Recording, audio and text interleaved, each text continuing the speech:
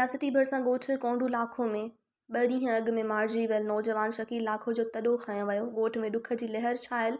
इन सिलसिले में वारसन मुमताज़ लाखो, तालिब लाखो, अज़ीज़ पीर बख्श लाखो ऐं ॿियनि चयो त 2 ॾींहं अॻु जवाबदारनि अब्दुल्ला लाखो, नवाब लाखो, खमीसो ऐं बरकत लाखो वारनि असांजे नौजवान शकील लाखो खे गोलियूं हणी क़त्ल कयो आहे, जंहिंजी FIR कंडियारो थाणे ते दाख़िल आहे।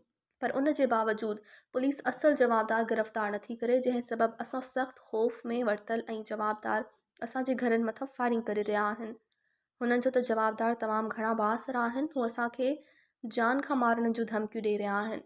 हुननि DIG शहीद बेनज़ीराबाद, SSP नौशर फ़िरोज़ ऐं ॿिनि आला इख़्तियारनि खां मुतालबो कंदे चयो त नौजवान शकील लाखो जे क़त्ल में मुलवस मुख्य जवाबदारनि खे फ़ौरन गिरफ़्तार करे कानून जे कटहरे में आंदो वञे ऐं असांखे तहफ़्फ़ुज़ ॾिनो वञे।